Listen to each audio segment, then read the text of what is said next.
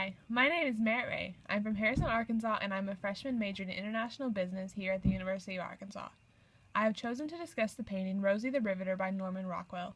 This work is located at Crystal Bridges Museum of American Art in Bentonville, Arkansas, which is just a short 30-minute drive from the university. Norman Rockwell was born in New York City in 1894.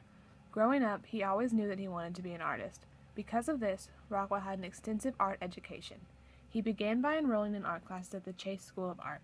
He had an extreme dislike of high school, so 2 years later, at age 15, Rockwell dropped out and enrolled full-time at the National Academy of Design. He stayed there briefly before transferring to the Art Students League. Rockwell found success very early in his career. He illustrated his first book in 1911 at age 17. Then, 2 years later, while still a teenager, he became the art director of Boys Life magazine. In 1916, he illustrated his first cover for the Saturday Evening Post, the magazine that was responsible for some of Rockwell's most famous works, including Rosie the Riveter. Over the years, he illustrated 321 covers for the Post. Rosie was published on May 29, 1943, and instantly became an iconic image of American culture. Rosie the Riveter is painted using oil on canvas. Rockwell used vivid colors to highlight the urgency and importance of the painting and its subsequent message of the changing role of woman. The bright blue of Rosie's work overalls, her red hair, cheeks, and socks, and her porcelain white skin perfectly match the colors of the American flag that waves in the background. Rockwell also painted Rosie in a way that makes it appear that the viewer is looking up at her, giving her a feeling of heightened importance. Rockwell purposely left a vast empty space to the left of Rosie so that the viewer could clearly see the American flag in the background. He even went so far as to shift the focal point of the painting to the flag. Rosie's riveting gun, hand, and eyes all lead the viewer to the left of the painting.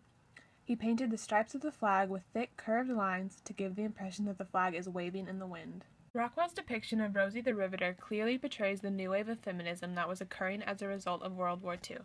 He is showing how the role of women was changing in society. As the war heightened and more men were drafted, the male workforce was depleting, and there was no one to work in the factories or manufacture the weapons and war materials. Women were forced to fill these positions. They were no longer just the housewives whose sole job was to take care of their families. They now had a new, critical role in society, joining the war effort. The expression on Rosie's face suggests a sense of pride in her newfound identity. Rosie the Riveter was influenced by the regionalism movement that was popular in the United States from the 1920s to the 1950s. Regionalism was an American realist art movement in which artists tended to focus on depicting scenes of rural life and traditional American culture. This type of painting conveys a strong sense of nationalism and romanticism. The movement argued that artists should look to their local history rather than what was happening in the rest of the world. This is exactly what Rockwell did with Rosie the Riveter. Most of the world was focused on what was happening in Europe with World War II, but instead of focusing on that, Rockwell chose to paint about the growing female working class that was happening in the United States.